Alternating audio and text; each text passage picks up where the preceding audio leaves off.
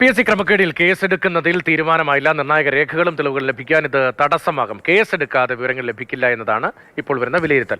നിലവിൽ PSC കൈമാറിയിരിക്കുന്നത് അപ്രധാന രേഖകൾ മാത്രമാണ്.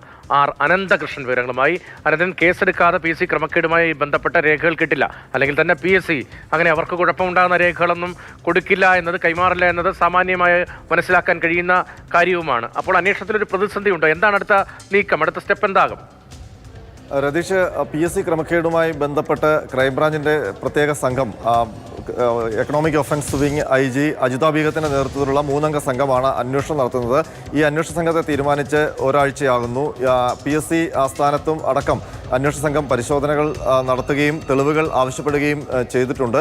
നിലവിൽ ഈ ക്രമക്കേടുമായി ബന്ധപ്പെട്ട് നടക്കുന്നത് പെറ്റീഷൻ എൻക്വയറിയാണ്. പെറ്റീഷൻ എൻക്വയറി 15 മുതൽ 45 ദിവസം വരെ നീണ്ടുപോകാം. ഇതുമായി ബന്ധപ്പെട്ട് പരാതിക്കാരുടെ മൊഴിയൊക്കെ രേഖപ്പെടുത്തിയിട്ടുണ്ട്.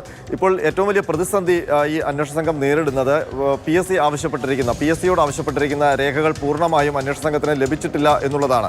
അതായത് PSCയുടെ പരീക്ഷയുടെ ക്രമക്കേടുമായി ബന്ധപ്പെട്ട് അന്വേഷണ സംഘത്തിന് അറിയേണ്ടത് ഈ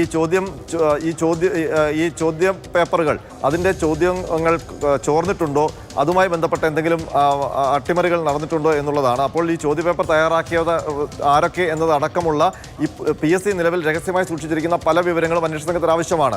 അപ്പോൾ അത് സംബന്ധിച്ചുള്ള വിവരങ്ങളൊന്നും PSC ഇതുവരെ കൈമാറിയിട്ടില്ല. അങ്ങനെ കൈമാറാനുള്ള തീരുമാനവും എടുത്തിട്ടില്ല. നിലവിൽ കൈമാറി എന്ന് പറയുന്നത് ഈ ക്രമക്കേട് ആരോപണം ഉയർന്നിട്ടുള്ള നിയമനത്തിന് ആധാരമായ പരീക്ഷകളുടെ ചോദ്യ പേപ്പറുകളും അതിൻ്റെ ആൻസർ ഷീറ്റുകളും അതിൻ്റെ റാങ്ക് ലിസ്റ്റ് മാത്രമാണ്. അത് കിട്ടിയിട്ട് ഈ ക്രമക്കേട് അന്വേഷിക്കാൻ കഴിയില്ല എന്നുള്ളതാണ് അന്വേഷണ സംഘത്തിൻ്റെ നിലപാട്. മാത്രമല്ല, നിലവിൽ അന്വേഷണ സംഘം എത്തിയിരിക്കുന്ന ഒരു പ്രതിസന്ധി എന്ന് പറയുന്നത്, ഈ പെറ്റീഷൻ എൻക്വയറി നടക്കുന്നുണ്ടെങ്കിലും അത് തുടർന്നു പോകാൻ കഴിയില്ല.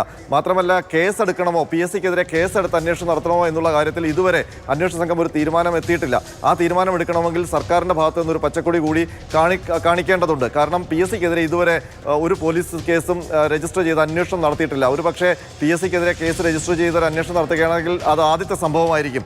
അങ്ങനെ വരുമ്പോൾ PSCക്കെതിരെ കേസ് രജിസ്റ്റർ ചെയ്ത് അന്വേഷണം നടത്തുമ്പോൾ അത് മറ്റ് പ്രതിസന്ധികൾ ഉണ്ടാക്കുമോ എന്നുള്ള കാര്യവും പരിശോധിക്കണമെന്നാണ് സർക്കാരിൻ്റെ നിലപാട്. അതിനൊപ്പം തന്നെ ഈ കേസ് എടുത്തില്ലെങ്കിലുള്ള പ്രതിസന്ധി എന്ന് പറയുന്നത്, PSC നിലവിൽ തന്നെ രഹസ്യ വിവരങ്ങളൊന്നും നൽകാൻ തയ്യാറായിട്ടില്ല. അപ്പോൾ കേസ് രജിസ്റ്റർ ചെയ്താൽ മാത്രമേ PSC ആസ്ഥാനത്ത് നിന്ന് അത്തരം രേഖകളൊക്കെ പിടിച്ചെടുക്കാൻ കഴിയുകയുള്ളൂ, തെളിവുകൾ ശേഖരിക്കാൻ കഴിയുകയുള്ളൂ. അപ്പോൾ കേസെടുത്ത് തന്നെ മുന്നോട്ട് പോകണം. അതല്ലെങ്കിൽ ഈ അന്വേഷണം കൊണ്ട് കാര്യമായ ഗുണമുണ്ടാകില്ല എന്ന് തന്നെയാണ് വിലയിരുത്തൽ. മാത്രമല്ല, ഈ അന്വേഷണ സംഘം നേരിട്ട് കേസെടുത്തില്ലെങ്കിൽ PSCയിലെ ഇന്റേണൽ വിജിലൻസ് വിഭാഗത്തിന് കേസെടുക്കണം എന്നുള്ള, കേസെടുത്ത് അന്വേഷണം വേണമെന്നുള്ളൊരു ആവശ്യം PSC ചെയർമാന് മുമ്പാകെ വെക്കാം. അങ്ങനെ വേണമെങ്കിലും അന്വേഷണം പോകാം. പക്ഷേ നിലവിൽ കേസെടുക്കുന്ന കാര്യത്തിൽ ഒരു തീരുമാനവും എടുത്തിട്ടില്ല.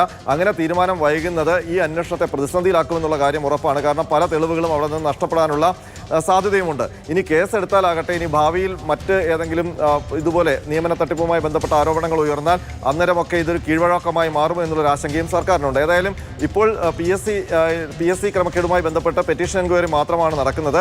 ആ പെറ്റീഷൻ എൻക്വയറി എവിടെ കൊണ്ട് അവസാനിപ്പിക്കണം എന്നുള്ള കാര്യത്തിൽ ഇപ്പോഴും ഒരു തീരുമാനമായിട്ടില്ല. ശരി, ഭരണഘടനാപരമായ വളരെ വിശ്വാസ്യതയുള്ള സ്വതന്ത്ര സ്ഥാപനമായിരുന്നു, അതിൻ്റെ പേര് മോശമാക്കിയിരിക്കുകയാണ്. ആ പേര് മോശമായ സ്ഥിതിയിൽ ഇനി എങ്ങനെ വേണം അവിടുത്തെ പരിശോധന എന്ന കാര്യത്തിലാണ് ഒരു വ്യക്തത ഇനി ഉണ്ടാകേണ്ടത്. കേസെടുത്ത് അന്വേഷണവുമായി മുന്നോട്ട് പോയാൽ മാത്രമേ രേഖകൾ ലഭിക്കുന്നൊരു സാഹചര്യം ഉണ്ടാകൂ എന്നാണ് അനന്തകൃഷ്ണൻ റിപ്പോർട്ട് ചെയ്യുന്നത്. പക്ഷേ കേസെടുക്കുന്ന കാര്യത്തിൽ ക്രൈംബ്രാഞ്ചിനെ അന്വേഷണ ചുമതല ഏൽപ്പിച്ചിരുന്നു. കാര്യങ്ങൾ പരിശോധിക്കുകയാണ്. കേസെടുക്കുന്ന കാര്യത്തിൽ ഇതുവരെയും അന്തിമമായൊരു തീർപ്പിലേക്ക്, ധാരണയിലേക്ക് എത്തിയിട്ടില്ല. നന്നായ രേഖകളും മറ്റും കിട്ടണമെങ്കിൽ കേസെടുത്ത് നേരിട്ടെത്തി അവിടെ അന്വേഷിക്കേണ്ട സാഹചര്യമാണ് അന്വേഷണ സംഘത്തിന് മുന്നിലുള്ളത്. അനന്തകൃഷ്ണനാണ് വിവരങ്ങൾ നൽകിയത്.